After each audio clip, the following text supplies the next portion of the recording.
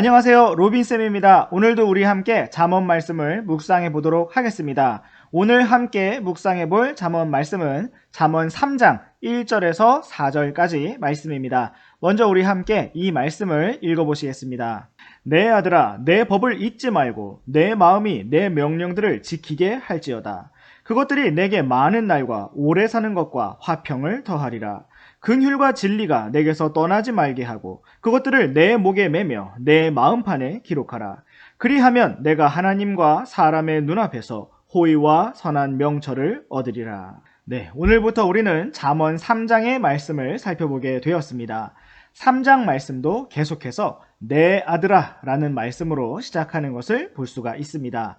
내 아들아, 이 표현을 기억하시면서 마태복음 7장 11절 말씀을 보시겠습니다. 그런즉 너희가 악할지라도 너희 자녀들에게 좋은 선물들을 줄 알거든 하물며 하늘에 계신 너희 아버지께서 자기에게 구하는 자들에게 좋은 것들을 얼마나 더 많이 주시겠느냐.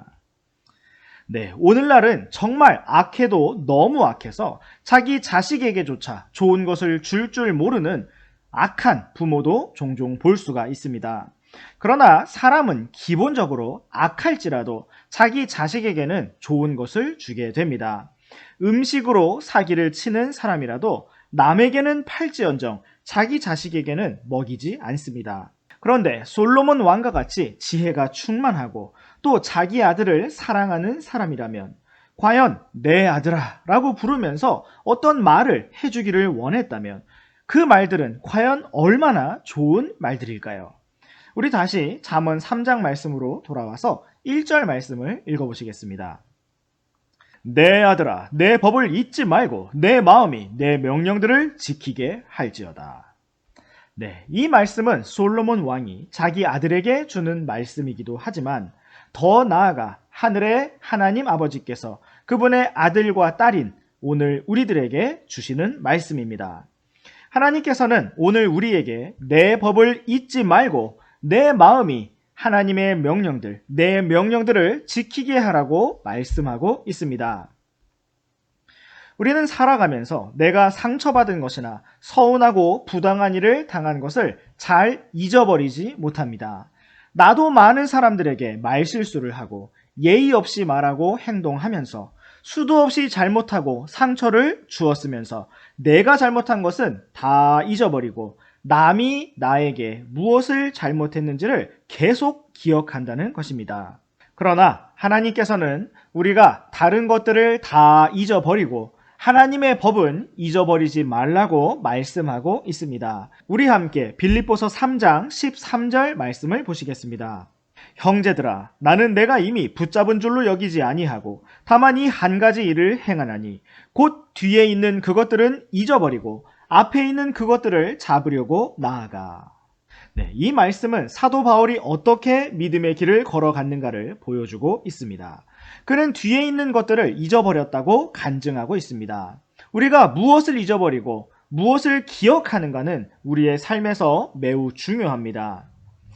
우리는 우리의 과거에 대해서 기억할 수 있지만 필요 이상으로 잘 기억할 필요가 없습니다. 사도 바울은 뒤에 있는 것들을 잊어버리고 앞에 있는 것들을 향해 나아갔다고 고백하였습니다. 이처럼 우리는 뒤에 있는 것들을 잊어버릴 필요가 있습니다. 우리는 먼저 과거의 실패에 대해서 잊어버릴 필요가 있습니다. 과거의 상처나 고통에 대해서도 잊어버려야 합니다. 또한 과거의 성공과 승리에 대해서도 잊어버려야 합니다. 우리에게는 오직 오늘만이 존재합니다. 과거에 내가 무엇을 잘했는지, 잘못했는지는 중요하지 않습니다. 우리에게는 오직 오늘, 바로 지금이 중요합니다.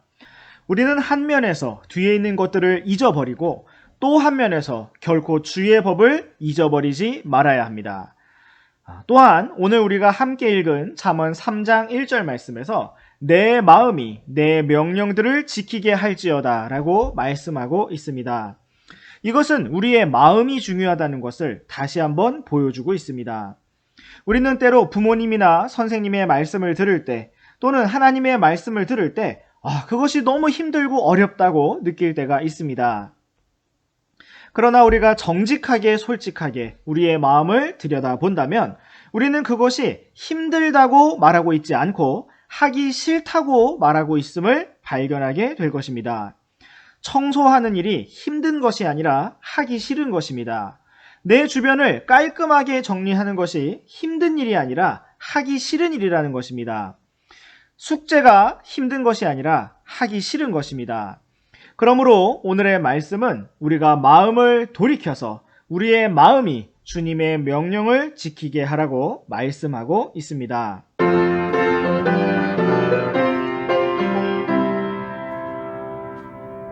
안녕하세요. 로빈쌤입니다. 오늘도 우리 함께 잠언 말씀을 묵상해 보도록 하겠습니다. 오늘 함께 묵상해 볼 잠언 말씀은 잠언 3장 1절에서 4절까지 말씀입니다. 먼저 이 말씀을 함께 읽어보도록 하겠습니다. 내 아들아, 내 법을 잊지 말고 내 마음이 내 명령들을 지키게 할지어다. 그것들이 내게 많은 날과 오래 사는 것과 화평을 더하리라. 긍휼과 진리가 내게서 떠나지 말게 하고 그것들을 내 목에 매며 내 마음판에 기록하라. 그리하면 내가 하나님과 사람의 눈앞에서 호의와 선한 명철을 얻으리라. 네, 오늘은 우리 함께 2절 말씀부터 주목해 보시겠습니다.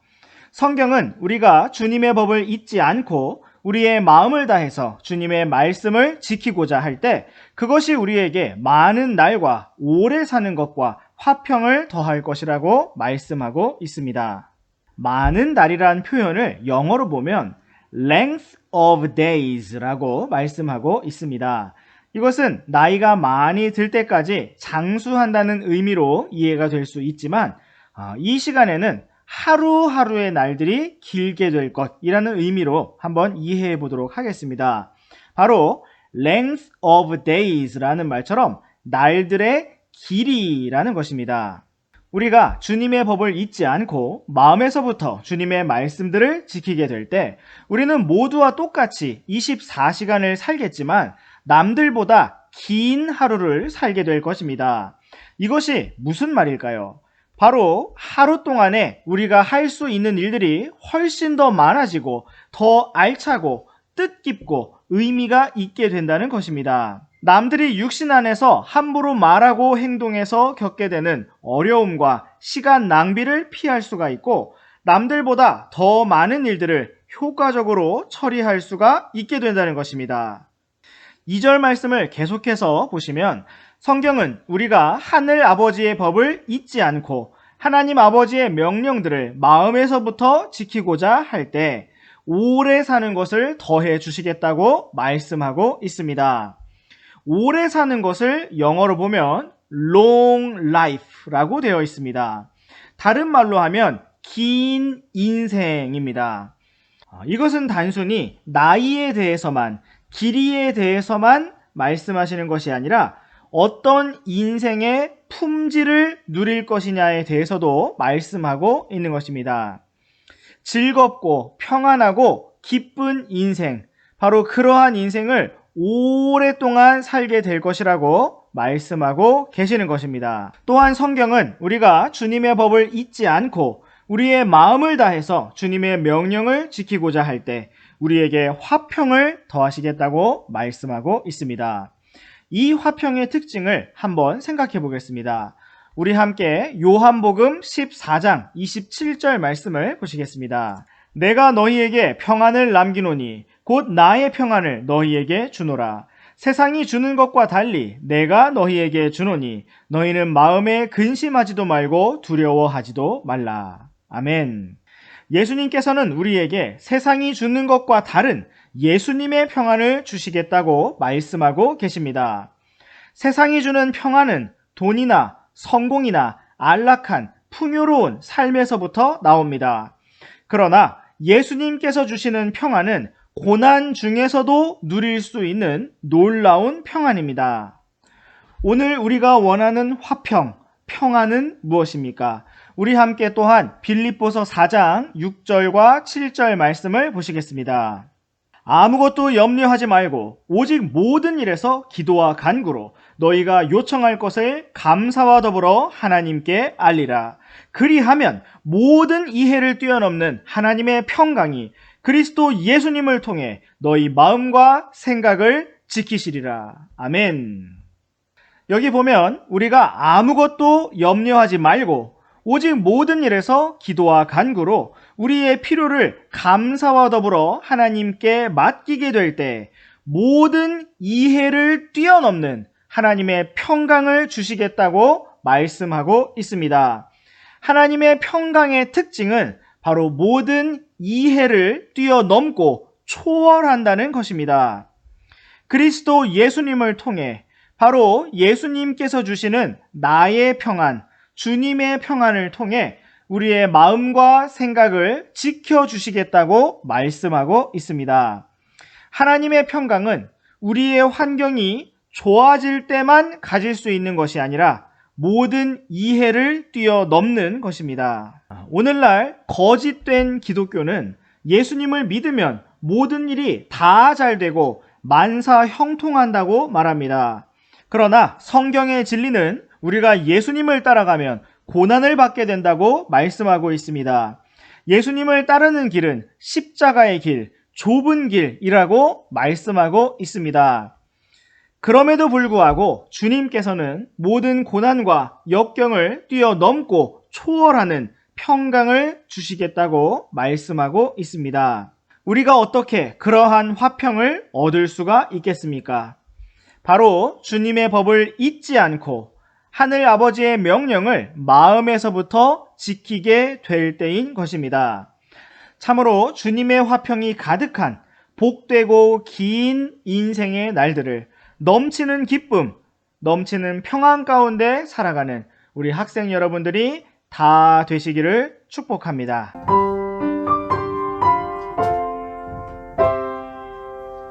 안녕하세요. 로빈쌤입니다. 오늘도 우리 함께 잠언 말씀을 묵상해 보도록 하겠습니다. 오늘 함께 묵상해 볼 잠언 말씀은 잠언 3장 1절에서 4절까지 말씀입니다. 먼저 이 말씀을 함께 읽어보도록 하겠습니다.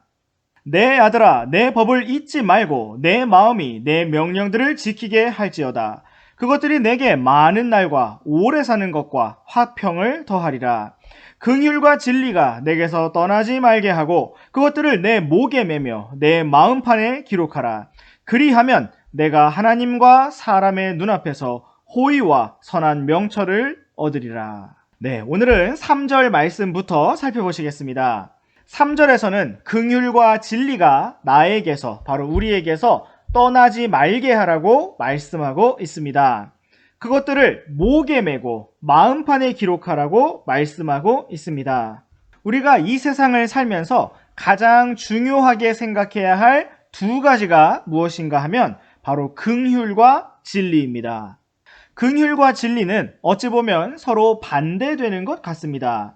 긍휼이 다른 사람의 죄에 대해서 용서하는 마음이라면 진리는 잘못에 대한 정확한 기준을 제시하고 심판하는 것으로 여겨지기 때문입니다. 그러나 성경은 긍휼과 진리를 분리하지 않습니다. 이 두 가지가 모두 하나님의 성품이기 때문입니다. 한 가지씩 생각해 보겠습니다. 하나님께서는 긍휼이 우리에게서 떠나지 않게 하라고 말씀하고 있습니다. 우리가 이 세상을 살아가는데 꼭 필요한 것이 있다면 그것이 바로 긍휼입니다. 시편 23편에서 다윗은 주의 선하심과 긍휼이 나를 따르리니 라고 고백하였습니다. 우리는 기본적으로 자격이 없는 사람들, 늘 잘못하는 사람들이기 때문에 늘 긍휼로 살아야 합니다. 또한 우리는 나 자신만이 아니라 다른 사람을 향해서도 긍휼한 마음을 가져야 합니다. 긍휼이라는 것은 바로 불쌍히 여기는 마음입니다. 우리 함께 야고보서 2장 13절 말씀을 보시겠습니다. 긍휼을 베풀지 않는 자는 긍휼 없는 심판을 받으리라. 긍휼은 심판을 이기고 기뻐하느니라. 네, 성경은 긍휼을 베풀지 않는 자는 긍휼 없는 심판을 받을 것이라고 경고하고 있습니다. 그렇다면 긍휼을 베푸는 자는 어떨까요? 바로 긍휼을 얻게 될 것입니다. 우리는 오늘 다른 사람에 대해서 긍휼을 베푸는 사람입니까? 아니면 엄격하게 판단하고 정죄하는 사람입니까? 예수님께서는 다른 사람이 나에게 해주기를 바라는 대로 다른 사람들에게 해주라고 말씀하셨습니다. 우리가 오늘 먼저 긍휼을 베푸는 사람이 된다면 우리는 긍휼이 여김을 받는 사람이 될 수 있을 것입니다. 잠언 말씀은 또한 긍휼과 함께 진리가 우리에게서 떠나지 않게 하라고 말씀하고 있습니다. 우리가 걷는 인생의 길은 진리의 길이 되어야 합니다. 우리 함께 고린도후서 13장 8절 말씀을 보시겠습니다. 우리는 진리를 대적하는 어떤 일도 할 수 없고 오직 진리를 위해서만 할 수 있노라. 아멘. 우리는 이 말씀과 같이 진리를 붙들어야 합니다. 진리만이 우리의 말과 행동의 기준이 되어야 합니다.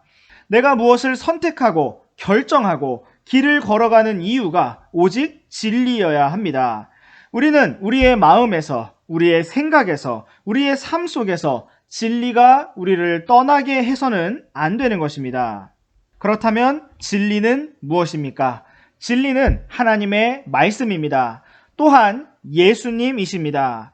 예수님께서는 내가 곧 진리요 라고 말씀하셨습니다.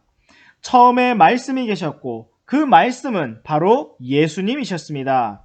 예수님께서는 살아계신 하나님의 말씀이시며 또한 진리이십니다. 우리는 예수님을 붙들고 결코 떠나지 말아야 합니다. 이제 우리 함께 잠언 3장 4절 말씀을 보시겠습니다. 그리하면 내가 하나님과 사람의 눈앞에서 호의와 선한 명철을 얻으리라. 우리가 긍휼과 진리를 떠나지 않고 그것을 우리의 목에 메고 마음에 새기면 하나님과 사람의 눈앞에서 은총을 얻고 선한 명철을 얻을 것이라고 말씀하고 있습니다.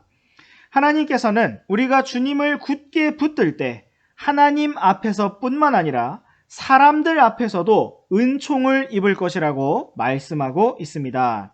내가 부족하고 자격이 없는 사람인데 사람들이 나를 긍휼히 여겨주고 아껴주고 은총과 호의를 베풀어 주는 것을 경험하게 된다는 것입니다. 또한 성경은 우리가 선한 명철을 얻을 것이라고 말씀하고 있습니다. 세상에 지혜롭고 똑똑한 사람들이 많이 있지만 그것이 다 선한 명철은 아닙니다. 어떤 사람은 악한 명철을 가지기도 합니다. 자신의 머리를 가지고 오직 자기 자신만의 유익을 추구하는 사람들도 있습니다. 그러나 위로부터 오는 지혜는 순수하고 선한 명철입니다. 우리가 오늘도 하루를 살아가면서 주님의 긍휼과 진리를 붙들기 원합니다. 그리고 그로 말미암아 하나님과 사람들 앞에서 은총을 얻고 선한 명철을 얻기를 원합니다.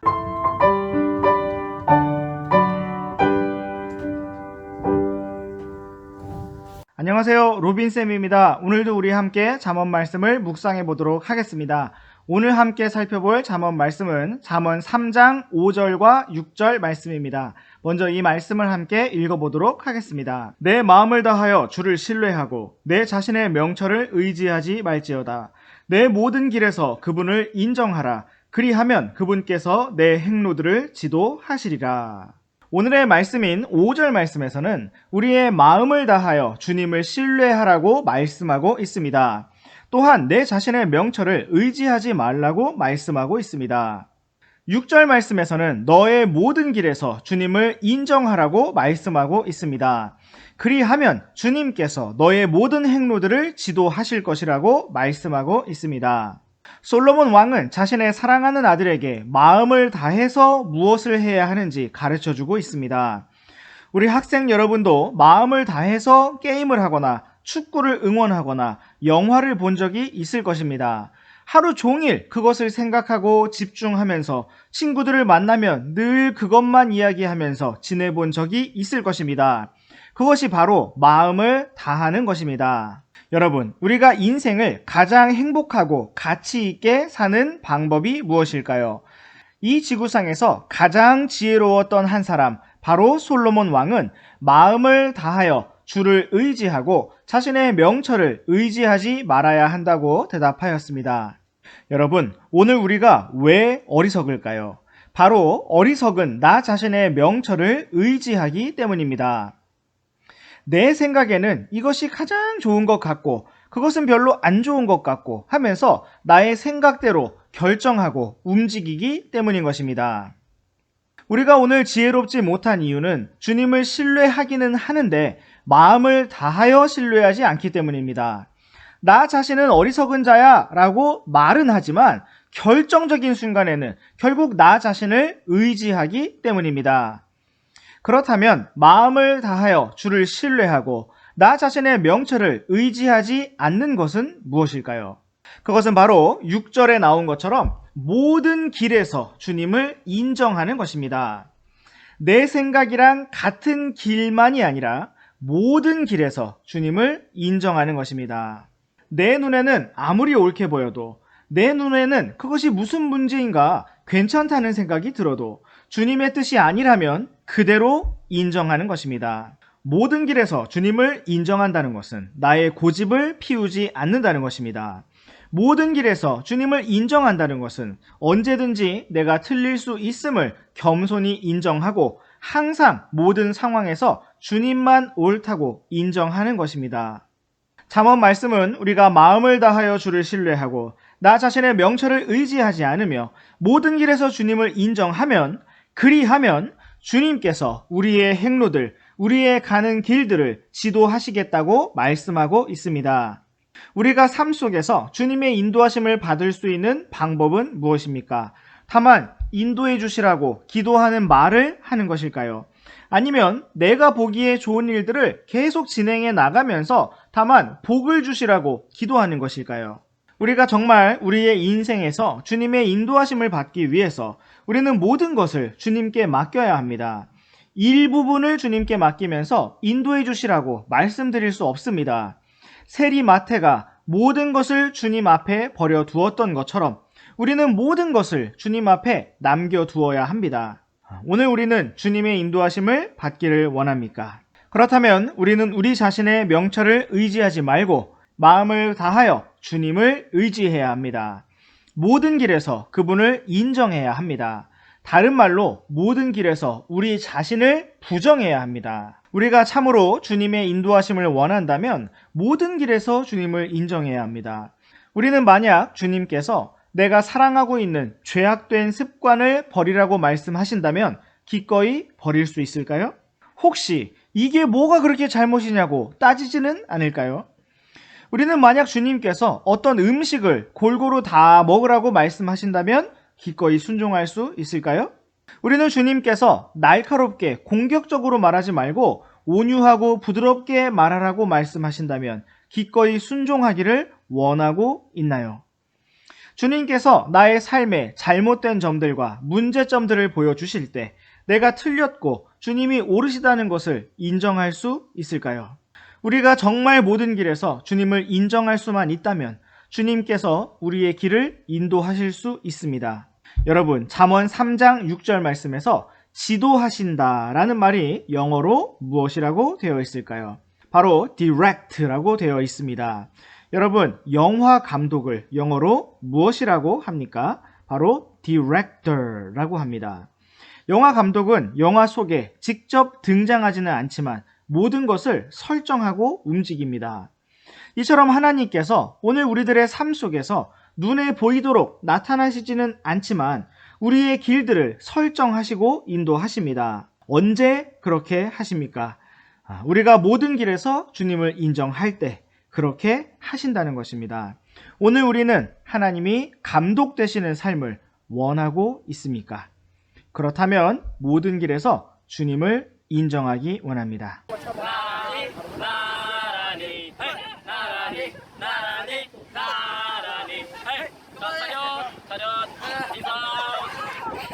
안녕하세요, 로빈쌤입니다. 오늘도 우리 함께 잠언 말씀을 묵상해 보도록 하겠습니다. 오늘 함께 묵상할 잠언 말씀은 잠언 3장 5절에서 7절까지 말씀입니다. 먼저 우리 함께 이 말씀을 읽어보도록 하겠습니다. 내 마음을 다하여 주를 신뢰하고 내 자신의 명철을 의지하지 말지어다. 내 모든 길에서 그분을 인정하라. 그리하면 그분께서 내 행로들을 지도하시리라. 내 눈에 지혜롭게 되지 말지어다. 주를 두려워하며 악을 떠날지어다. 아멘. 하나님께서는 우리의 진실한 마음을 원하시고 우리가 마음을 다하여 주님을 신뢰하기를 원하십니다. 우리가 사람들은 겉모양으로 속일 수가 있습니다. 속으로 다른 생각을 하더라도 겉으로는 표정과 말을 통해 속일 수가 있습니다. 그러나 하나님은 우롱당하지 않으시고 속지 않으십니다. 하나님께서는 우리의 마음을 원하십니다. 지금 이 시간 우리의 마음을 돌아보기 원합니다. 참으로 우리가 하나님 앞에 진실한 마음으로 다가서기를 원합니다. 하나님께서는 우리가 우리 자신의 명철을 의지해서는 안 된다고 말씀하고 있습니다. 그 이유는 그것이 매우 해롭기 때문입니다. 그것은 우리에게 재앙이고 망하는 길이기 때문입니다. 성경은 우리가 모든 길에서 주님을 의지하라고 말씀하고 있습니다. 그리하면 주님께서 우리의 행로들을 지도하시겠다고 말씀하고 있습니다. 이 세상에서 주님이 인도하시는 길보다 복된 길은 없습니다. 주님께서 지도하시는 진로보다 가치 있는 것이 없습니다. 오늘 우리가 주님의 인도를 받지 못하는 이유는 우리가 모든 길에서 주님을 인정하지 않기 때문입니다. 우리는 과연 오늘 어떤 부분에서 주님을 인정하고 있습니까? 우리는 사랑의 면에서 하나님께서 이 세상 그 누구보다 심지어 나 자신보다 나를 더 사랑하신다는 사실을 인정하고 있습니까? 우리는 지혜의 면에서 하나님께서 가장 지혜로우시며 나에게 가장 좋은 길이 무엇인지 알고 계시다고 인정하고 있습니까? 운동선수가 감독의 실력을 인정하고 신뢰한다면 감독이 지시하는 대로 충실히 따를 것입니다. 그러나 자기 방법이 더 좋다고 믿는 선수는 감독의 말대로 하지 않을 것입니다.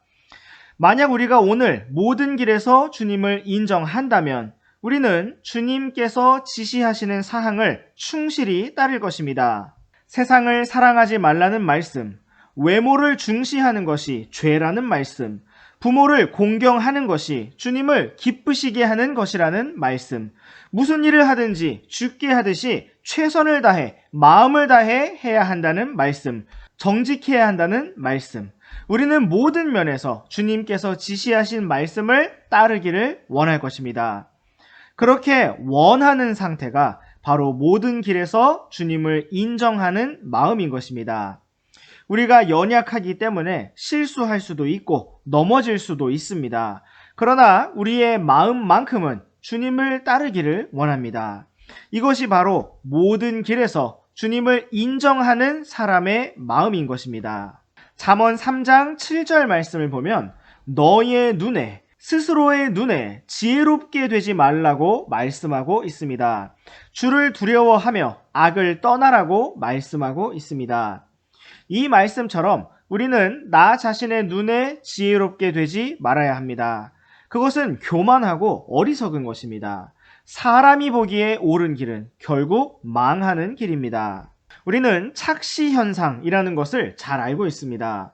선의 길이가 달라 보이지만 사실은 똑같고 색이 달라 보이지만 사실은 같은 색인 경우가 있습니다.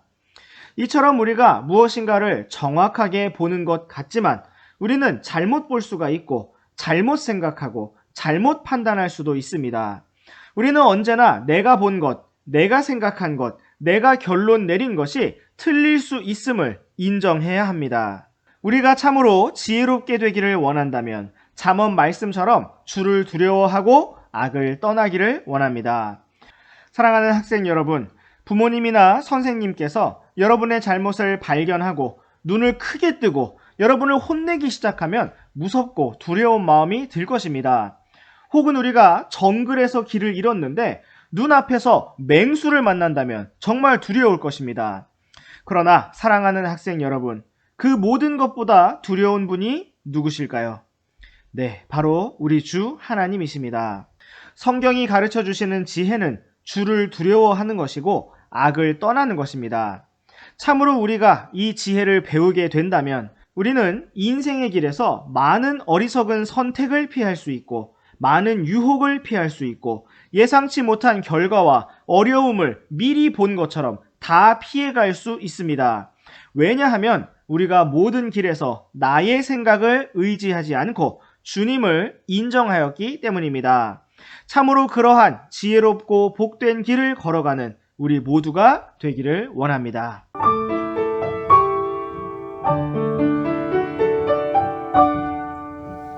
안녕하세요. 로빈쌤입니다. 오늘도 우리 함께 잠언 말씀을 묵상해 보도록 하겠습니다. 오늘 함께 묵상해 볼 잠언 말씀은 잠언 3장 7절에서 10절까지 말씀입니다. 먼저 우리 함께 말씀을 읽어보도록 하겠습니다. 내 눈에 지혜롭게 되지 말지어다. 주를 두려워하며 악을 떠날지어다.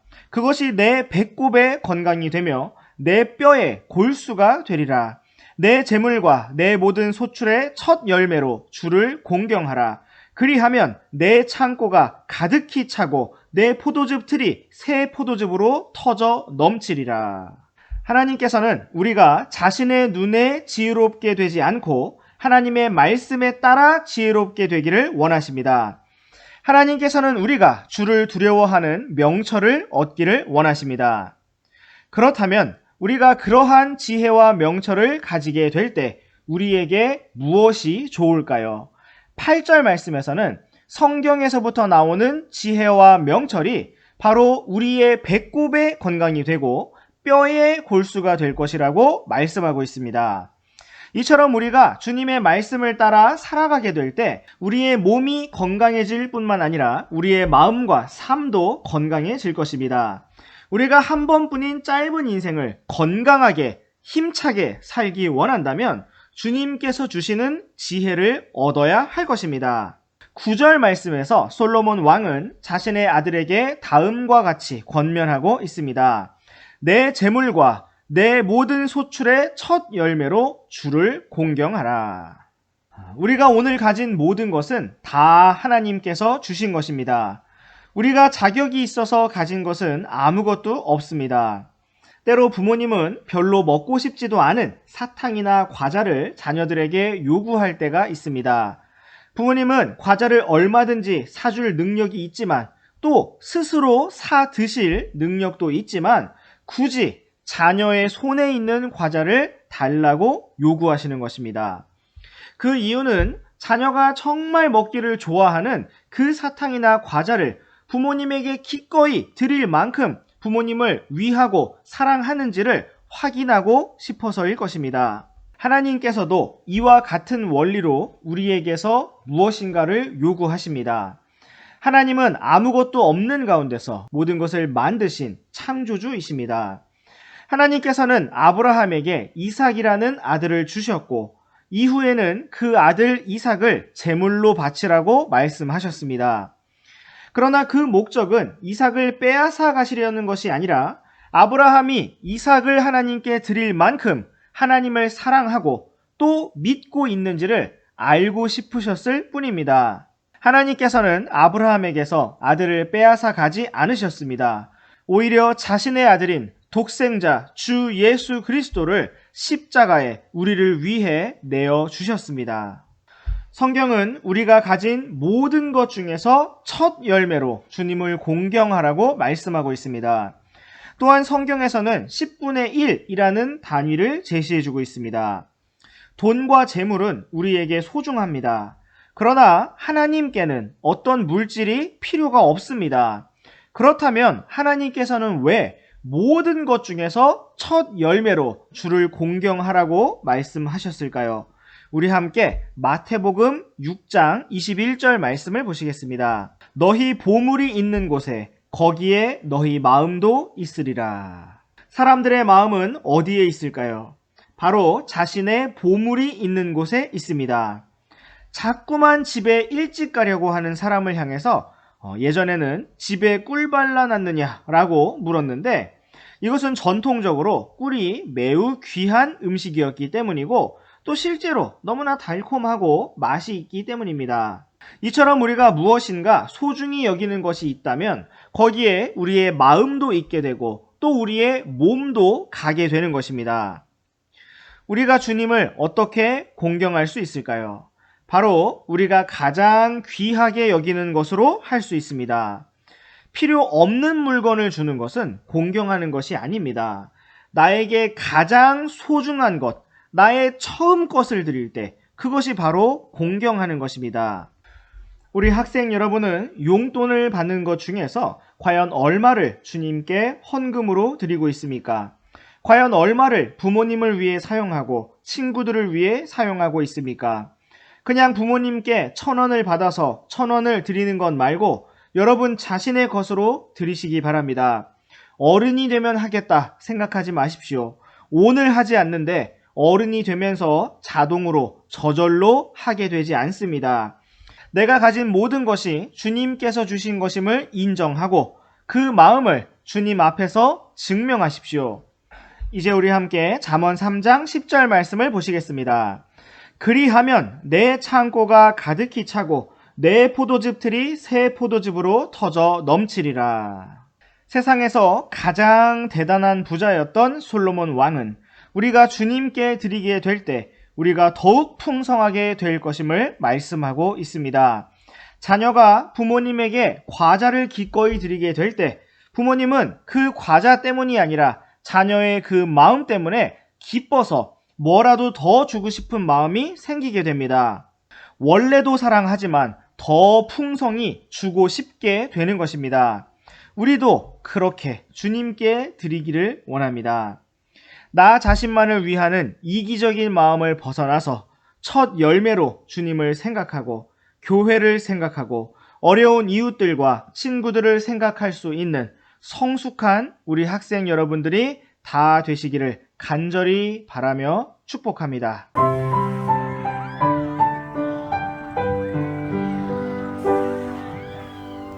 안녕하세요. 로빈쌤입니다. 오늘도 우리 함께 잠언 말씀을 묵상해 보도록 하겠습니다. 오늘 함께 살펴볼 잠언 말씀은 잠언 3장 11절과 12절 말씀입니다. 먼저 우리 함께 이 말씀을 읽어보도록 하겠습니다. 내 아들아, 주의 징계를 멸시하지 말며 그분께서 바로잡아 주시는 것에 실증을 내지 말라. 아버지가 자기가 기뻐하는 아들을 바로잡아 주는 것 같이 주께서 자신이 사랑하는 자를 바로잡아 주시느니라. 네, 오늘의 말씀은 주님께서 바로잡아 주시는 것에 대하여 말씀하고 있습니다. 솔로몬 왕은 자신의 사랑하는 아들에게 주의 징계를 멸시하지 말고 주님께서 바로잡아 주시는 일에 실증을 내지 말라고 말씀하고 있습니다. 실증을 내지 말라는 것은 싫어하는 생각을 품지 말라는 것입니다. 주님께서는 아버지가 자기가 기뻐하는 아들, 또 사랑하는 아들을 바로잡는 것 같이 자신이 사랑하시는 자를 바로잡아 주십니다. 하나님께서 자신이 사랑하시는 자에게 반드시 주시는 것이 있는데 그것은 바로잡음이라는 것입니다. 우리에게는 주님의 사랑이 필요하고 사랑의 표현인 바로잡으심이 반드시 필요합니다. 우리는 반드시 바로잡혀야 할 만한 많은 문제들을 가지고 있습니다. 사랑하는 학생 여러분, 학교에 지각하는 것, 학원에 지각하는 것, 약속 시간을 지키지 않는 것이 반드시 바로잡혀야 합니다. 여러분, 자기 할 일을 성실히 하지 않는 것, 최선을 다하지 않고 대충 하는 것이 반드시 바로잡혀야 합니다. 하나님께서 우리를 사랑하신다면 우리들의 문제를 가만히 보시기만 하는 것이 아니라 반드시 책망하고 바로 잡으실 것입니다. 사실 우리는 책망받는 것이 싫고 바로 잡히는 것이 싫습니다. 그것은 누구나 마찬가지입니다. 때로 우리는 하나님께서, 부모님께서, 선생님께서 나를 그냥 내버려 두었으면 하고 바라기도 합니다. 그러나 여러분, 혹시 정말 내버려지기를 원하십니까? 여러분 정말 내어 버림받기를 원하십니까? 내가 무슨 짓을 하든지 상관하지 않고 아무런 관심도 주지 않고 잘하든 못하든 그냥 내버리기를 원하십니까? 때로 여러분이 그것을 원한다 할지라도 하나님께서는, 부모님께서는, 선생님께서는 여러분을 사랑하기 때문에 결코 그렇게 할 수가 없습니다. 우리 함께 히브리서 12장 5절에서 8절까지 말씀을 보시겠습니다. 또한 자식들에게 하듯 너희에게 말씀하시는 권면을 너희가 잊었도다. 이르시되 내 아들아, 너는 주의 징계를 멸시하지 말며 그분께 책망받을 때에 낙심하지 말라. 주께서 사랑하는 자를 친히 징계하시고 자신이 받아들이는 아들마다 채찍질 하시느니라 하셨느니라. 너희가 징계를 견디어내면 하나님께서 아들들을 대우하듯 너희를 대우하시나니 아버지가 징계하지 않는 자가 무슨 아들이냐. 모든 사람이 징계를 받으므로 너희에게 징계가 없으면 너희가 사생하여 아들이 아니니라. 사랑하는 학생 여러분, 책망을 받을 때, 징계를 받을 때 그것이 당장 괴롭지만 최소한 내가 사랑을 받고 있구나 하고 믿으시기 바랍니다. 만약 우리에게 책망이 없고 징계가 없고 벌이 없다면 우리는 사생아이며 버림받은 자녀라는 것입니다. 부모님께서, 선생님들께서 여러분의 잘못에 대해 큰 소리도 한번 지르지 않고 혼내지도 않고 붙잡고 이야기도 하지 않는다면 여러분은 여러분의 원함대로 어쩌면 포기가 된, 내버려진 학생일 것입니다. 만약 여러분이 그러한 상태에 빠지게 된다면 와, 아무도 나를 신경 쓰지 않는구나 하고 기뻐할 것이 아니라 버림받았기 때문에 정말 울며 통곡해야 할 것입니다. 우리 또한 히브리서 12장 11절 말씀도 보시겠습니다. 이제 어떤 징계도 그 당시에는 기쁘게 보이지 아니하고 슬프게 보이나 그럼에도 불구하고 나중에는 그것으로 말미암아 단련된 자들에게 그것이 의의 화평의 열매를 맺느니라. 어떤 징계도 그 당시에 기쁜 것은 없습니다. 모든 징계는 슬픕니다. 그럼에도 불구하고 그것은 나중을 위하여, 미래를 위하여 여러분을 단련하는 과정입니다. 여러분, 성숙하고 멋진 어른이 될 때까지 몇 년 안 남았습니다. 그때는 더 이상 여러분을 혼내주거나 잘못했다고 사랑과 애정을 가지고 말해주는 사람도 없을 것입니다. 그 전까지 많이 혼나시고 많이 사랑받으시고 많이 바로 잡히시고 많이 단련되셔서 앞으로 훌륭한 하나님의 사람으로 자라나시기 바랍니다. 마지막으로 우리 욥기 5장 17절 말씀을 함께 읽으시겠습니다. 시작. 보라, 하나님께서 바로 잡아주시는 자는 행복한 자니 그런즉 너는 전능자의 징계를 업신여기지 말지니라. 아멘. 참으로 이러한 행복한 삶을 살아가는 우리 모두가 되기를 원합니다.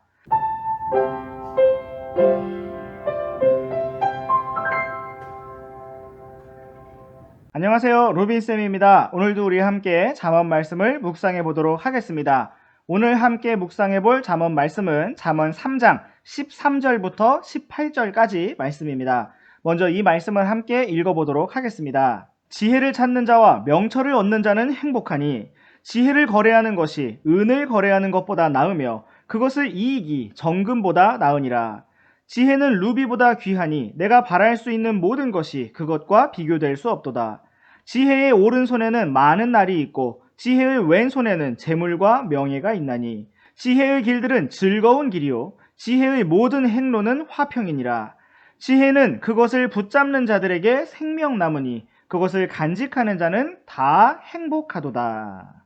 네, 오늘의 말씀에서 우리는 지혜에 대하여 볼 수가 있습니다. 특별히 오늘의 말씀에서 우리는 지혜와 행복의 관계를 볼 수가 있습니다. 13절에 보니까 지혜를 찾고 명철을 얻는 자는 행복하다고 말씀하고 있습니다. 또한 18절에 보니까 지혜를 간직하는 자는 다 행복하다고 말씀하고 있습니다. 여러분은 행복하기를 원하십니까? 그렇다면 오늘 잠언 말씀처럼 지혜를 찾고 지혜를 얻고 지혜를 간직하시기 바랍니다. 오늘날 대부분의 사람들이 살아가는 목적이 무엇인가를 살펴본다면 그것은 행복이라는 한 단어로 표현될 수가 있을 것입니다. 어떤 사람들은 행복하기 위해서 돈을 추구합니다. 더 많은 돈을 벌 수 있는 방법을 찾고 더 많은 돈을 얻기 위해 노력을 합니다. 왜냐하면 돈으로 무엇이든 살 수 있다고 생각하기 때문이고 바로 돈이 있으면 행복할 것이라고 생각하기 때문입니다. 그러나 우리 함께 디모데전서 6장 10절 말씀을 보시겠습니다. 돈을 사랑함이 모든 악의 뿌리이니 어떤 자들이 돈을 탐내다가 믿음에서 떠나 잘못하고 많은 고통으로 자기를 찔러 꿰뚫었도다. 여기에서 우리는 돈으로 행복하려고 했던 어떤 사람들이 믿음을 잃어버렸고 결국 행복하기는커녕 많은 고통으로 자기를 찔러 꿰뚫었다고 경고하고 있는 성경 말씀을 볼 수가 있습니다. 또 어떤 사람들은 이 세상에서 자기 마음대로 살면서 얻는 쾌락과 즐거움을 추구합니다. 자기만의 즐거움을 찾으면 행복할 것이라고 생각하는 것입니다. 그러나 우리 함께 히브리서 11장 25절 26절 말씀을 보시겠습니다. 잠시 죄의 쾌락들을 즐기는 것보다 오히려 하나님의 백성과 함께 고난받는 것을 택하였으며 또 그리스도의 치욕을 이집트의 보화보다 더 큰 재물로 여겼으니 이는 그가 주께서 보상으로 보답해 주시는 일에 관심을 두었기 때문이니라. 여기에서 모세는 잠시 죄의 쾌락들을 즐기는 것보다 오히려 하나님의 백성과 함께 고난받는 것을 선택하였다는 말씀을 볼 수가 있습니다. 왜냐하면 모세의 관심은 잠시 동안의 행복이 아니라 영원한 행복이었기 때문입니다. 여러분, 이 세상에서 누리는 잠깐의 쾌락은 진정한 즐거움, 행복이라고 말할 수가 없습니다. 어떤 사람은 건강을 통해서, 어떤 사람은 자식의 성공을 통해서 행복을 찾아보려고 합니다. 그러나 성경은 지혜를 얻는 자가 행복하다고 말씀하고 있습니다. 우리 다시 잠언 3장 말씀으로 돌아와서 14절 말씀을 보시겠습니다. 지혜를 거래하는 것이 은을 거래하는 것보다 나으며 그것의 이익이 정금보다 나으니라. 성경은 은을 거래하고 정금을 얻는 이익보다 지혜를 얻는 것이 훨씬 더 이익이라고 말씀합니다. 왜 그렇습니까? 한번 은을 얻고 금을 얻으면 그것을 써버리고 없어지게 되지만 지혜를 얻으면 그 지혜를 통하여 은과 금을 끊임없이 얻을 수가 있기 때문인 것입니다. 15절도 보시겠습니다. 지혜는 루비보다 귀하니 내가 바랄 수 있는 모든 것이 그것과 비교될 수 없도다. 성경은 지혜가 루비보다 귀할 뿐만 아니라 우리가 바랄 수 있는 모든 것이 지혜와 비교될 수 없다고 말씀하고 있습니다. 여러분, 오늘 우리가 바라는 것이 무엇입니까? 성경은 우리가 바라는 그 모든 것이 지혜와 비교될 수가 없다고 말씀하고 있습니다. 16절도 보시겠습니다. 지혜의 오른손에는 많은 날이 있고 지혜의 왼손에는 재물과 명예가 있나니. 지혜의 오른손에는 많은 날, 건강하게 장수하는 연수가 있고 또 왼손에는 재물과 명예가 있다고 말씀하고 있습니다. 17절도 보겠습니다. 지혜의 길들은 즐거운 길이요 지혜의 모든 행로는 화평이니라. 성경은 지혜의 길들은 즐거운 길이며 지혜의 모든 행로는 화평이라고 말씀하고 있습니다. 오늘 우리의 삶이 즐겁고 평안합니까? 그렇지 못하다면 우리가 지혜의 말씀과 멀게 살기 때문입니다. 우리 마지막으로 이 지혜가 누구인가를 살펴보겠습니다. 고린도전서 1장 30절 말씀입니다. 그러나 너희는 하나님에게서 나서 그리스도 예수님 안에 있고 예수님은 하나님에게서 나사 우리에게 지혜와 의와 성별과 구속이 되셨으니. 아멘. 성경은 예수님께서 우리의 지혜가 되셨다고 말씀하고 있습니다. 여러분, 지혜이신 예수님을 붙드십시오. 주님과 동행하는 삶은 행복합니다. 오늘 우리가 주님과 동행하며 행복하기를 원합니다.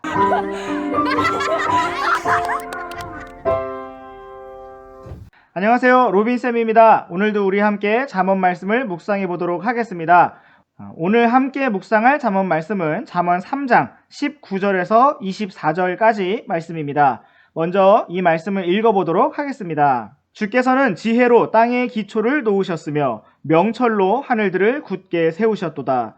그분의 지식으로 말미암아 깊음들이 터져 오르며 구름들이 이슬을 내리는도다. 내 아들아, 그것들이 내 눈에서 떠나지 말게 하고 건전한 지혜와 분별을 지킬지어다. 그리하면 그것들이 내 혼에게 생명이 되고 내 목에 은혜가 되리니 그런즉 내가 내 길에서 안전히 걸으며 내 발이 걸려 넘어지지 아니하리라. 내가 누울 때에 무서워하지 아니하리니 참으로 내가 누운즉 내 잠이 달리로다. 오늘도 우리가 잠언 말씀을 통해 지혜에 대하여 살펴보기를 원합니다. 잠언에 나타난 지혜는 어떤 지혜를 말합니까? 바로 19절에 나타난 것처럼 땅의 기초를 세우시고 하늘들을 굳게 세우신 창조의 지혜를 말하는 것입니다. 오늘날 과학자들이 하나님께서 창조하신 자연의 많은 것들을 관찰하고 연구하여 그 원리를 알아내고 있습니다. 그럼에도 불구하고 우리는 여전히 자연을 향해서 신비라고 부르고 있는데, 왜냐하면 그 안에 숨겨져 있는 지혜가 너무나 놀랍기 때문인 것입니다. 20절에서는 하나님의 지식으로 말미암아 깊음들이 터져 오르며 구름들이 이슬을 내린다고 말씀하고 있습니다. 우리는 창세기에서 노아의 홍수 때에 기품들이 터져서 많은 물들이 흘러나왔음을 볼 수가 있습니다.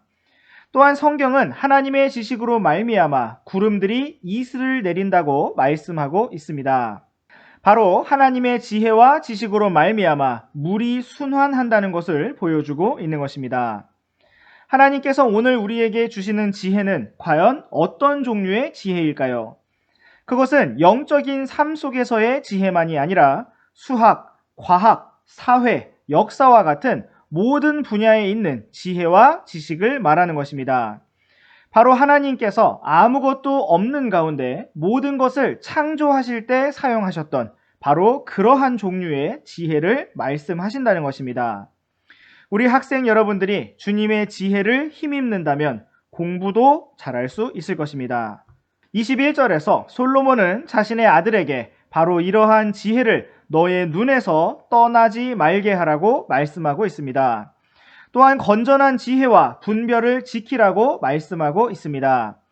우리가 이것을 잃어버리기가 너무나 쉽기 때문에 하나님께서는 이 지혜가 늘 우리의 눈앞에 있어야 함을 말씀하시고 또한 지켜야 한다고 말씀하시는 것입니다. 성경은 우리에게 건전한 지혜를 지키라고 말씀하고 있습니다. 사악한 육신의 지혜가 아니라 주님의 말씀에 따른 정직하고 올바르며 건전한 지혜를 지키라고 말씀하시는 것입니다. 또한 성경은 우리에게 분별을 지키라고 말씀하고 있습니다. 우리가 각 상황마다 어떤 말을 해야 하는지, 어떤 행동을 하는 것이 주님께서 기뻐하시는 일인지를 민감하게 분별할 수 있기를 원합니다. 22절 말씀에서는 우리가 지혜를 간직하고 지킨 결과를 보여주고 있습니다. 그리하면 지혜가 우리의 혼에 생명이 되고 은혜가 될 것이라고 말씀하고 있습니다.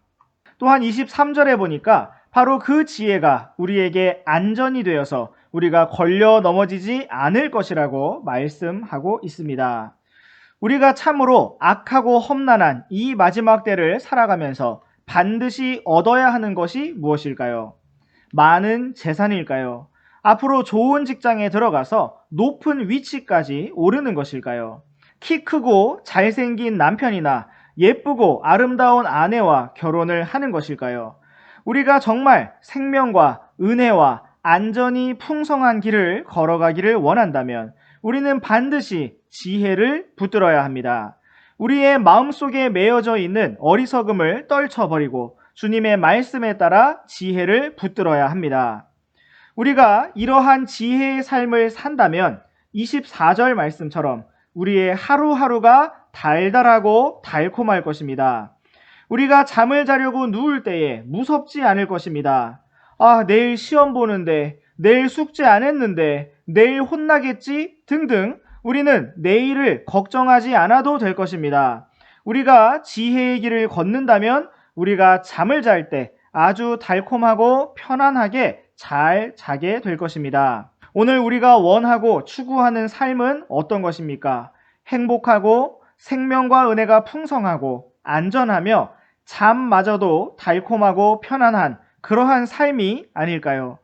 우리가 그러한 길을 걸어가려면 무엇이 반드시 필요할까요? 바로 하나님께서 주시는 창조의 지혜, 건전한 지혜인 것입니다. 주님께서는 우리가 하나님의 말씀을 붙들고 이러한 지혜를 붙잡으며 간직하고 지키기를 원하십니다. 우리의 눈에서 그 지혜가 떠나지 않기를 원하십니다. 우리 모두가 오늘도 이러한 지혜의 삶을 살기를 원합니다.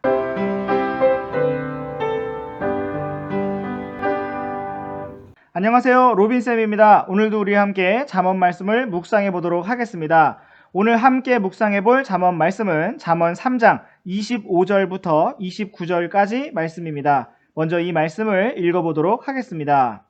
갑작스러운 두려움이나 사악한 자가 황폐하게 하는 일이 올 때에 그것을 무서워하지 말라. 주께서 내 확신이 되심으로 내 발을 지켜 거기 걸려들지 아니하게 하시리라. 내 손 안에 선을 베풀 힘이 있거든 마땅히 그것을 받을 자들에게 선 베풀기를 금하지 말며 그것이 내 곁에 있거든 내 이웃에게 이르기를 갔다가 다시 오라 내가 내일 주리라 하지 말고 내 이웃이 내 곁에서 안전히 거하는 것을 보거든 그를 해하려고 악을 꾀하지 말라. 네, 하나님께서는 오늘 우리에게 두려워하지 말라고 말씀하고 있습니다. 왜냐하면 하나님께서 우리의 확신이 되시고 우리의 발을 지키시기 때문입니다. 우리가 오직 주님을 두려워하는 삶을 산다면 우리는 다른 그 무엇도 두려워할 필요가 없습니다. 사람들의 시선이나 평가를 두려워할 필요가 없고 사람들의 대접이나 대우를 무서워할 필요가 없습니다. 우리가 사람들을 통하여 어려움을 당할 수는 있습니다. 그러나 우리는 하나님께서 우리를 지키시며 우리의 발걸음을 인도하신다는 것을 믿어야 합니다. 우리가 사람들을 두려워하지 않을 수 있는 이유는 우리가 하나님을 따르기 때문입니다.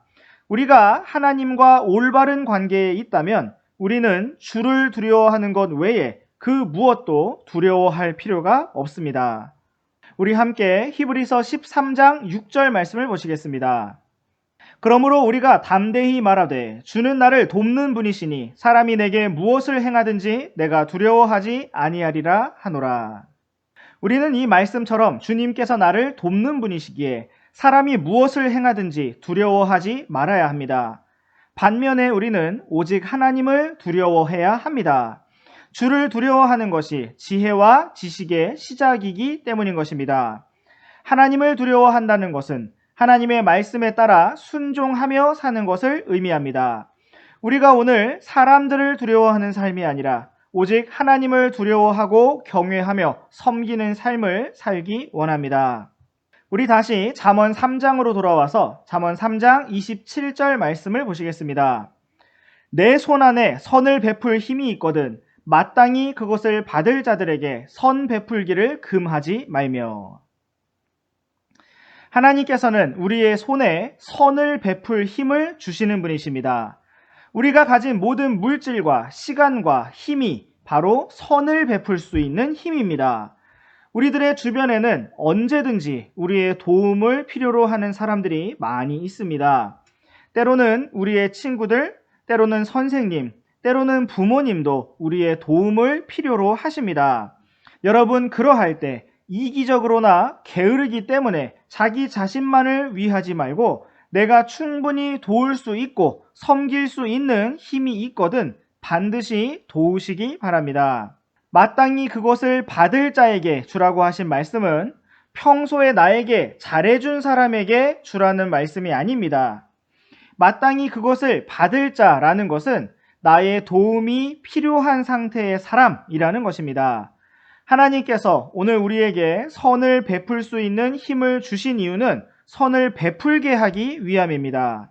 여러분의 힘으로 자기 자신만 위하지 말고 반드시 도움이 필요한 사람들을 돕고 섬기시기 바랍니다.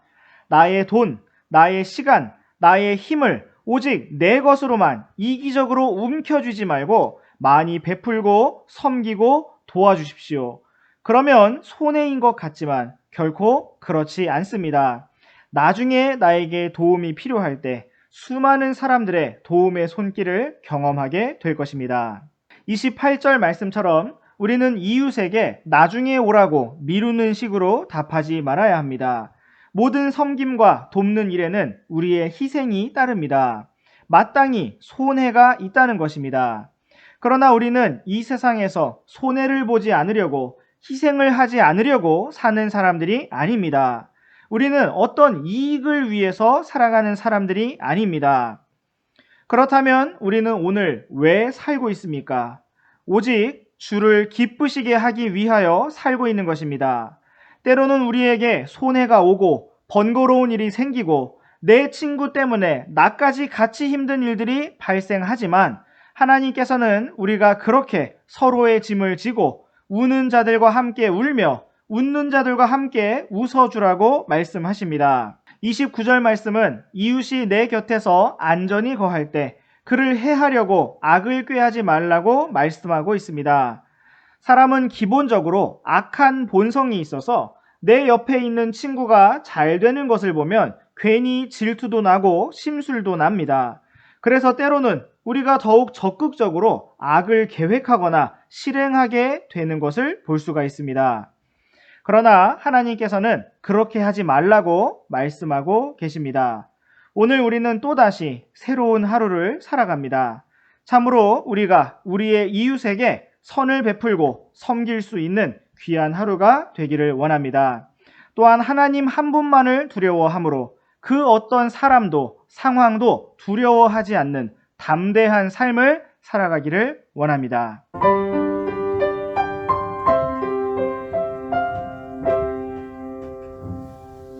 안녕하세요. 로빈쌤입니다. 오늘도 우리 함께 잠언 말씀을 묵상해 보도록 하겠습니다. 오늘 함께 살펴볼 잠언 말씀은 잠언 3장 30절과 31절 말씀입니다.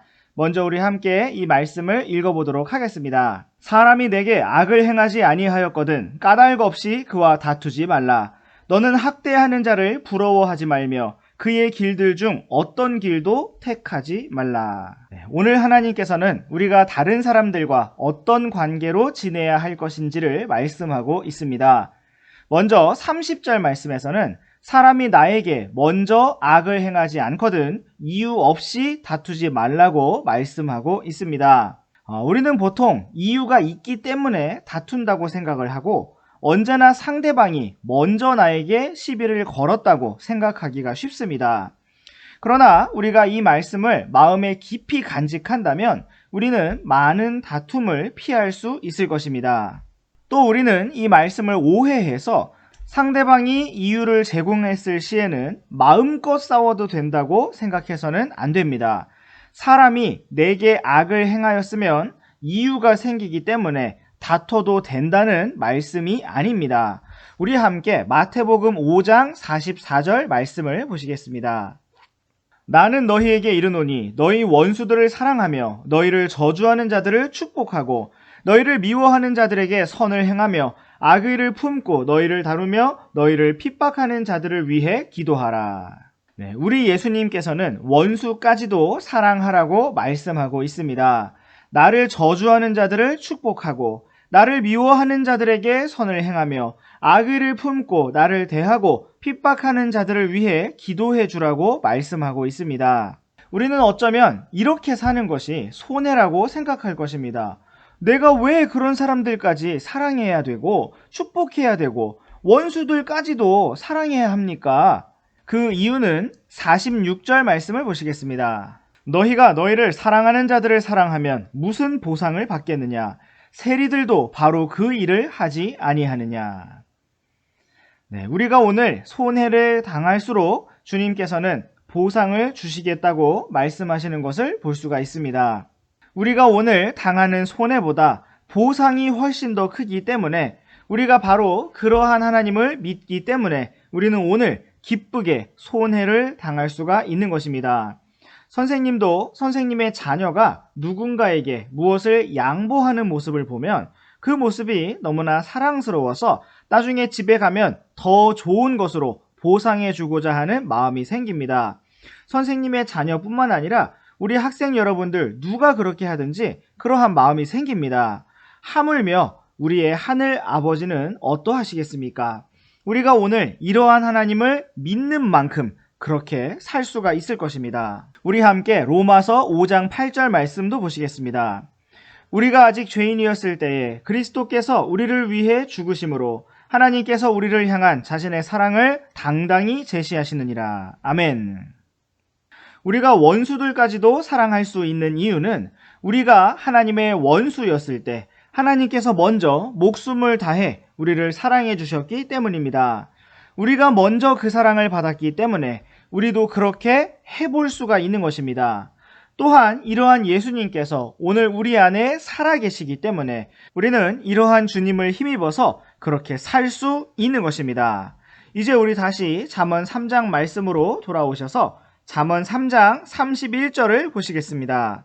너는 학대하는 자를 부러워하지 말며 그의 길들 중 어떤 길도 택하지 말라. 성경은 우리에게 죄인들을 부러워하지 말라고 말씀하고 있습니다. 어쩌면 우리는 원수들에게 통쾌하게 복수하는 사람들을 보면서 부러워할지도 모릅니다. 자기에게 손해를 주었던 사람들에게 더 큰 손해를 입히면서 그들에게 승리하고 짓밟는 사람들을 보면서 부러워할지도 모릅니다. 이웃들에게 또 주변 사람들에게 손해를 끼치면서 자기 자신만 챙기고 그것 때문에 잘되고 성공하는 사람들을 보면 부러워할지도 모릅니다. 그러나 성경은 그러한 자들을 부러워하지도 말고 그의 어떤 길도 택하지 말라고 말씀하고 있습니다. 사랑하는 학생 여러분, 오늘 우리 앞에 여러 길이 놓여 있습니다. 오늘 우리는 어떤 사람들을 부러워할 것이며 또 어떤 길을 택하기를 원하고 있습니까? 참으로 우리가 주님을 선택하기를 원합니다.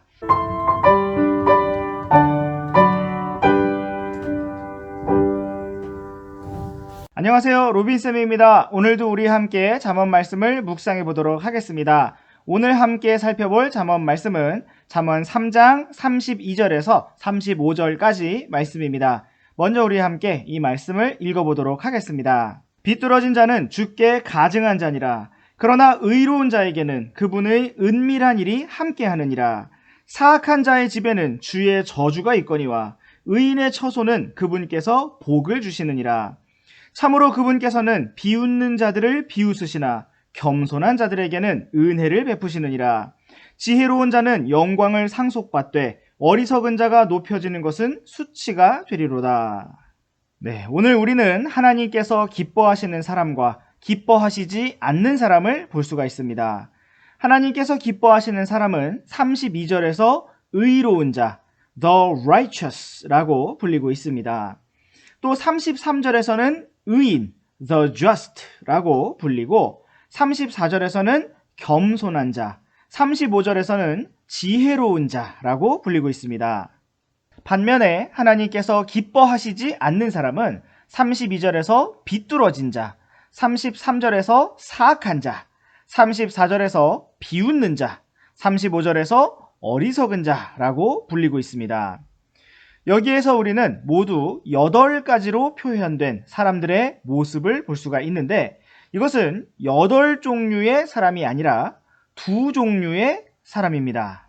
오늘 우리는 이 2종류의 사람 중에 과연 어떤 사람이 되기를 원합니까? 우리 함께 한 구절씩 생각해 보시겠습니다. 먼저 32절에서 비뚤어진 자는 주께 가증한 자라고 말씀하고 있습니다. 단순히 하나님께서 기뻐하시지 않는 자가 아니라 가증한 자라고 말씀하시는 것입니다. 하나님께서는 비뚤어진 사람을 가증히 여기십니다. 비뚤어진 자라는 것은 감사해야 할 때 감사할 줄 모르고 순종해야 할 때 순종할 줄 모르며 죄송해야 할 때 죄송할 줄 모르는 사람을 말합니다. 모든 일을 부정적으로 비뚤어진 시각으로 바라보고 또 입을 열 때마다 비뚤어진 말, 불평하고 원망하는 말을 하는 사람을 말합니다. 하나님께서는 이러한 자를 가증히 여기십니다. 요즘 사람들이 장난으로 나 비뚤어질 거야 라고 말하는 것을 볼 수가 있습니다. 삐뚤어질 테다. 그것은 물론 장난이기는 하지만 이 말씀에 의하면 하나님께서 가증히 여기시는 사람이 될 테다 라는 의미가 되기 때문에 여러분 장난으로라도 우리는 그런 말을 하지 말아야 합니다. 우리는 비뚤어진 사람이 아니라 바른 사람이 되어야 합니다. 우리가 바른 사람이 되려면 우리의 비뚤어진 생각, 비뚤어진 마음, 비뚤어진 감정, 비뚤어진 말투, 비뚤어진 행동, 비뚤어진 태도가 모두 바르게 펴지고 잡혀져야 합니다. 그 과정이 비록 아프고 힘들지라도 우리는 비뚤어지지 말고 바르게 되어야만 합니다. 우리가 비뚤어진 사람이 된다면 하나님께서 가증히 여기시는 사람이 된다는 사실을 잊지 말아야 합니다. 32절의 뒷부분에서는 의로운 자에게 그분의 은밀한 일이 함께한다고 말씀하고 있습니다. 은밀한 일이 함께한다는 것은 다른 사람들은 잘 모르는 하나님과 그 사람만의 놀랍고 신기한 일들을 말하는 것입니다. 우리 함께 마태복음 6장 4절 말씀을 보시겠습니다. 너의 구제하는 일이 은밀한 가운데 이루어지게 하라. 그리하면 은밀한 가운데 보시는 내 아버지께서 친히 내게 드러나게 갚아주시리라. 또한 6절도 보시겠습니다. 오직 너는 기도할 때에 내 골방으로 들어가 내 문을 닫고 은밀한 가운데 계시는 내 아버지께 기도하라. 그리하면 은밀한 가운데 보시는 내 아버지께서 내게 드러나게 갚아 주시리라. 또한 18절도 보시겠습니다. 그리하여 내가 금식하는 것을 사람들에게 보이지 말고 은밀한 가운데 계시는 내 아버지께 보이라. 그리하면 은밀한 가운데 보시는 내 아버지께서 내게 드러나게 갚아 주시리라. 아멘. 우리는 여기에서 하늘의 아버지께서 은밀한 중에 보시며 드러나게 갚아주신다는 말씀을 볼 수가 있습니다. 우리의 구제하는 일과 골방에서 기도하는 일과 금식하는 일을 사람들 앞에 나타내지 않을지라도 아버지께서 은밀한 중에 보시고 드러나게 갚아주신다는 것입니다. 그렇다면 비뚤어진 자의 특징 중 하나는 무엇일까요? 그것은 바로 은밀히 보시는 하늘의 아버지께 보이고자 하는 사람이 아니라 사람들에게 보이고자 하는 사람이라는 것입니다. 사람들에게 관심받기를 원하고 사람들에게 사랑받기를 원하고 사람들에게 위로받기를 원한다는 것입니다. 그러나 오늘 우리가 의로운 자로서 바르게 살기를 원한다면 사람이 아니라 주님을 바라보아야 할 것입니다. 참으로 오늘 우리의 하루가 그렇게 은밀한 중에 보시는 우리 주님만을 바라보며 주님과 함께 걷는 복된 하루가 되기를 원합니다.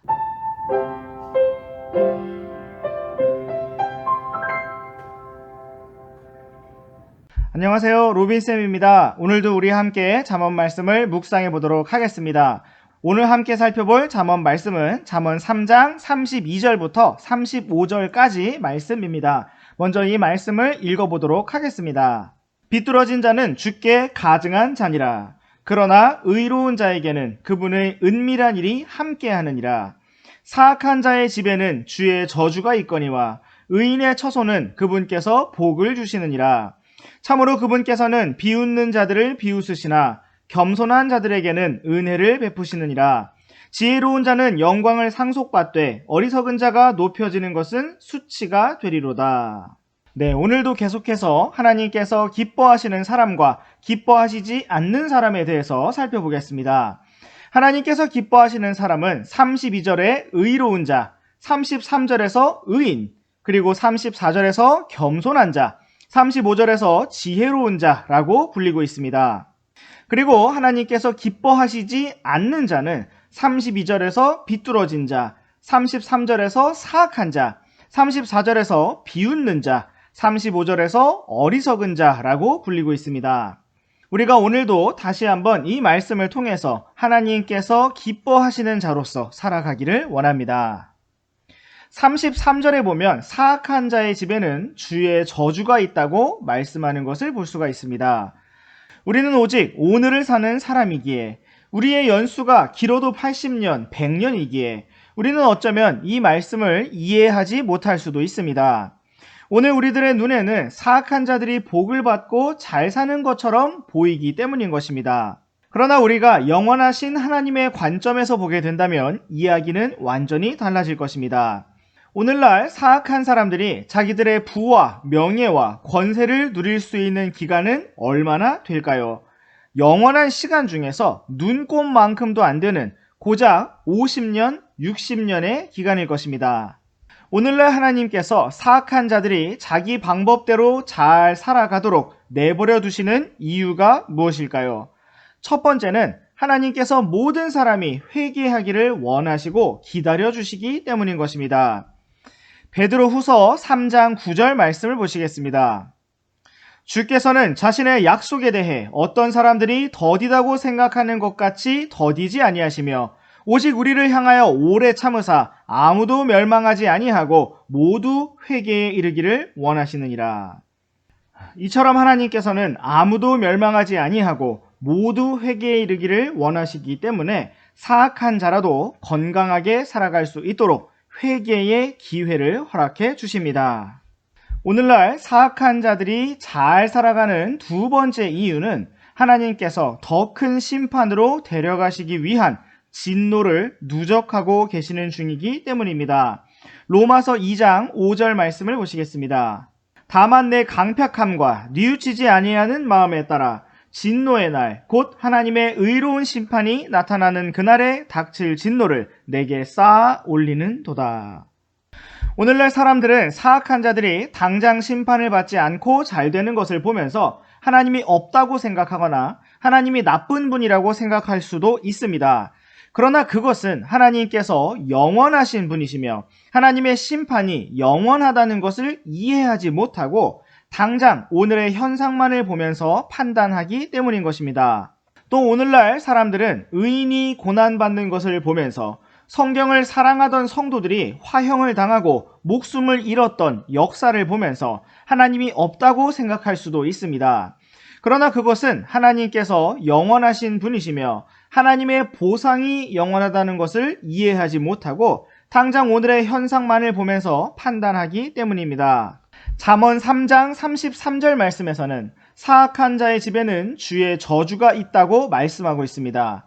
사악한 자 개인에게만 저주가 있는 것이 아니라 그의 집에 저주가 있다고 말씀하고 있는 것입니다. 선생님은 그래서 두렵습니다. 선생님이 오늘 하나님 앞에서 잘못 살면 선생님 혼자만 벌을 받는 것이 아니라 선생님의 집에 사랑하는 아내와 자녀들과 부모님들까지도 벌을 받을 수가 있기 때문에 두려운 것입니다. 그러나 반대로 성경은 의인의 거처는 그분께서 복을 주신다고 말씀하시는 것을 볼 수가 있습니다.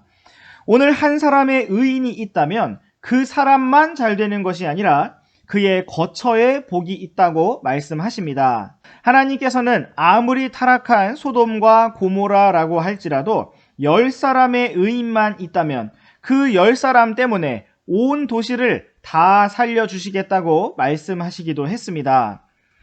오늘 내가 하나님 앞에 바르게 서 있다면 바로 나 한 사람 때문에 나의 사랑하는 가족들과 친구들과 내 주변의 소중한 사람들이 나와 함께 복을 받게 된다는 것을 생각해 보십시오. 내가 오늘 어떤 사람들에게 무엇을 잘해주느냐보다 더 좋은 것이 있다면 내가 오늘 하나님 앞에서 의인으로 사는 것입니다. 참으로 오늘 우리가 하나님과 동행하는 의인으로서 의로운 자로서 살아가기를 원합니다.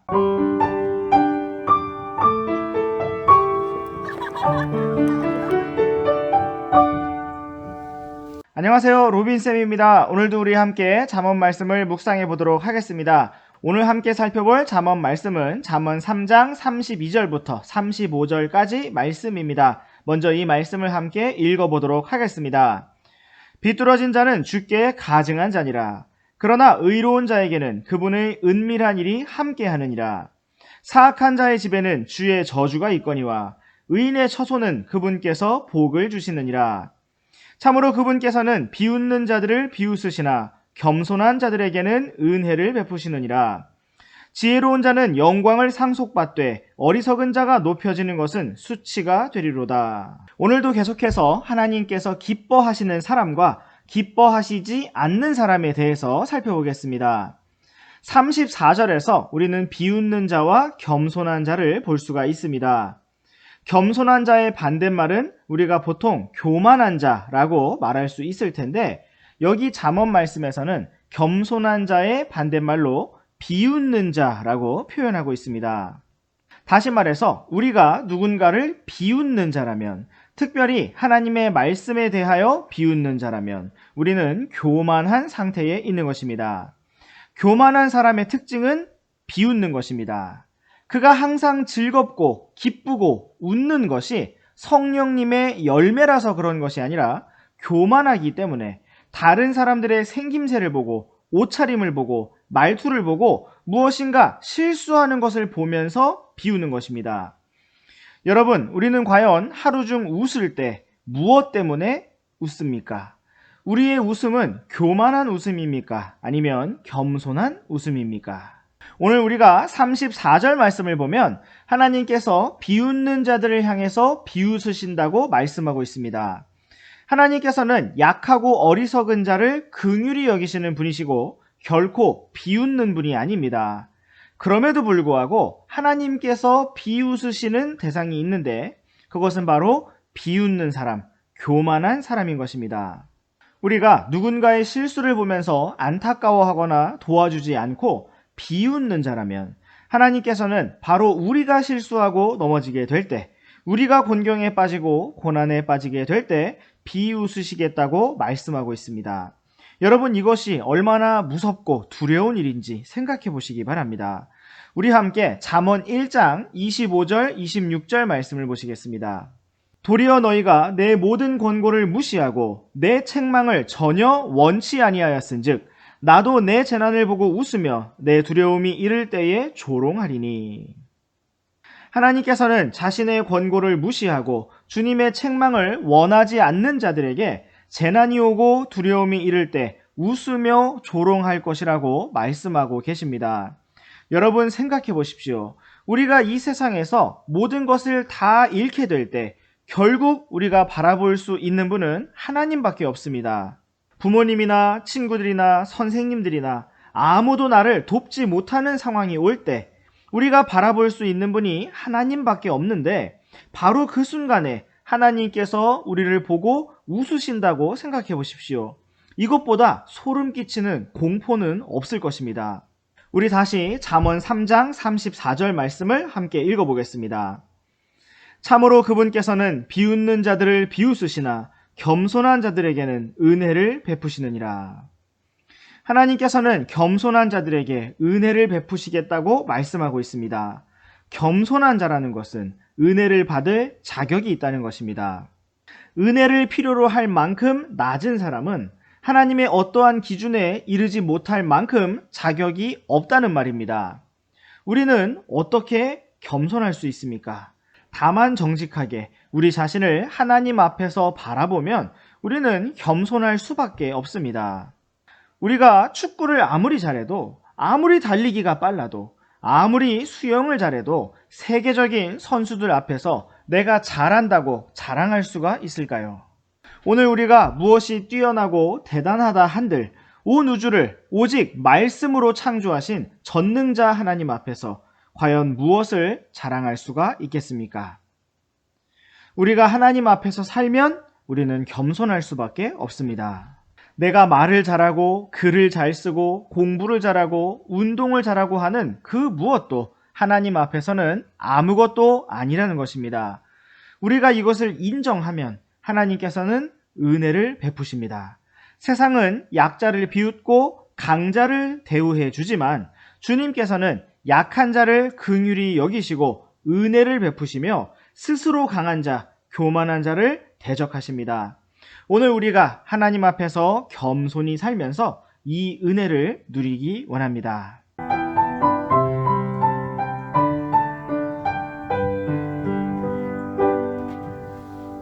안녕하세요, 로빈쌤입니다. 오늘도 우리 함께 잠언 말씀을 묵상해 보도록 하겠습니다. 오늘 함께 묵상해 볼 잠언 말씀은 잠언 3장 32절부터 35절까지 말씀입니다.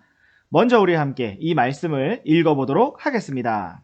비뚤어진 자는 주께 가증한 자니라. 그러나 의로운 자에게는 그분의 은밀한 일이 함께하느니라. 사악한 자의 집에는 주의 저주가 있거니와 의인의 처소는 그분께서 복을 주시느니라.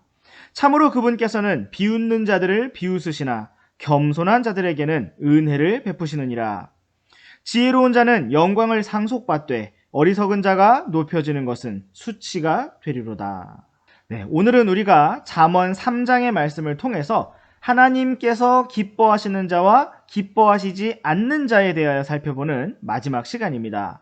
35절 말씀에서는 지혜로운 자가 영광을 상속받는다고 말씀하고 있습니다. 지금까지 우리가 32절부터 살펴보았을 때 언제나 하나님께서 기뻐하시지 않는 사람들이 먼저 언급되었습니다. 32절에서는 비뚤어진 자가 먼저 등장을 했고 33절에서는 사악한 자가 등장을 하였고 또 34절에서는 비웃는 자가 먼저 등장을 하였습니다. 그런데 35절에서는 조금 색다르게 주님께서 기뻐하시는 자, 지혜로운 자가 먼저 등장을 하고 있습니다. 성경은 지혜로운 자가 영광을 상속받는다고 말씀하고 있습니다. 여기에서 영광을 받는 것이란 어리석은 자가 높여지는 것은 수치가 된다는 바로 뒤에 이어지는 말씀처럼 높여지는 것을 의미합니다. 우리가 영광스럽게 된다는 것은 높여지는 것을 의미합니다. 성경은 지혜로운 자가 영광을 상속받는다고 말씀하고 있습니다. 오늘날 10대 청소년들에게 꿈이 무엇이냐고 묻는다면 1순위가 유튜버라고 합니다. 그 이유가 무엇일까요? 돈을 잘 번다는 이유도 있겠지만 아마 사람들에게 주목을 받고 환호를 받고 인기를 누리는 삶을 동경하기 때문일 것입니다. 이처럼 사람들은 영광 받기를 원합니다. 그렇다면 영광을 원하는 마음이 잘못된 것일까요? 그렇지 않습니다. 하나님께서는 사람을 자신의 형상으로 창조하셨고 자신의 영광에 동참하게 하시기를 원하십니다. 우리 함께 데살로니가 전서 2장 12절 말씀을 보시겠습니다. 이것은 너희를 부르사 자신의 왕국과 영광에 이르게 하신 하나님께 너희가 합당히 걷게 하려 함이라. 성경은 하나님께서 우리를 부르셨고 자신의 왕국과 영광에 이르게 하셨다고 말씀하고 있습니다. 하나님께서 결국 우리에게 주시고자 하는 것은 무엇이며 우리를 부르신 방향은 무엇입니까? 그것은 바로 영광입니다. 그러므로 오늘의 잠언 말씀은 지혜로운 자가 영광을 상속받는다고 말씀하고 있습니다. 예전에 어떤 학생들에게 이런 질문을 한 적이 있습니다. 오늘 만약 여러분 앞에 세계 최고의 부자가 나타나서 나를 위해 오늘 하루만 고생해주면 평생 먹고 살고 또 하고 싶은 모든 것들을 할 수 있도록 돈을 지원해 주겠다고 제안을 한다면 어떻게 하겠느냐라고 질문을 해보았습니다. 평생 공부도 시켜주고 가보고 싶은 곳에 갈 수도 있게 해주고 사고 싶은 것을 살 수 있게 해주고 하고 싶은 것을 할 수 있게 해주고 먹고 싶은 것을 먹을 수 있도록 최대한 돈을 지원해 주겠다라고 한다면 어떻게 하시겠습니까? 그리고 그 하루 고생하는 것은 똥이 가득한 똥 우물에 들어가서 똥을 퍼내는 일이라고 했을 때 과연 어떻게 하겠느냐라고 물었습니다. 그러자 그 학생들은 정말 하루만 고생을 해서 평생을 보장받을 수만 있다면 똥에서 헤엄도 치겠다고 망설임 없이 대답을 하였습니다. 여러분은 어떠십니까? 하나님께서는 우리에게 다음과 같은 방법으로 영원한 영광을 주시겠다고 말씀하고 있습니다. 우리 함께 로마서 8장 17절 18절 말씀을 보시겠습니다. 자녀이면 상속자 곧 하나님의 상속자요 그리스도와 함께하는 공동 상속자니라. 우리가 그분과 함께 고난당하면 이것은 우리가 함께 영광도 받으려 함이니라. 내가 생각하건대 이 현 시대의 고난들은 앞으로 우리 안에 나타날 영광과 좋게 비교될 수 없도다. 성경은 우리가 오늘 이 땅에서 주님과 함께 고난을 당하면 영원한 세상에서 그분과 함께 영광도 받을 것이라고 말씀하고 있습니다. 또한 현 시대의 고난들은 앞으로 우리 안에 나타날 영광과 비교될 수 없다고 말씀하고 있습니다. 오늘 잠언 말씀은 지혜로운 자가 영광을 상속받을 것이라고 말씀하고 있습니다. 여러분, 오늘 우리가 과연 지혜로운 자로서 기꺼이 이 땅에서 주님과 고난을 받겠습니까? 아니면 이 땅에서 잠시 동안 죄의 쾌락들을 누리면서 영원한 상속권을 놓치겠습니까? 에서는 한 그릇 팥죽을 위해서 장자권을 팔아버렸습니다. 오늘 우리가 지혜로운 자로서 영원한 왕국과 영광을 바라보기를 원합니다. 하루를 수고하고 평생을 보장받는 것이 이득이라면 일평생을 들여 영원한 영광을 보장받는 것은 더욱 이득이며 가장 지혜로운 삶입니다. 참으로 주님께서 주시는 그 영광을 놓치지 않고 받아서 누릴 수 있는 우리 모두가 되기를 원합니다. 네, 오늘의 잠언 묵상은 여기까지입니다. 우리 다음 시간에도 계속해서 잠언 말씀 살펴보도록 하겠습니다. 그럼 안녕!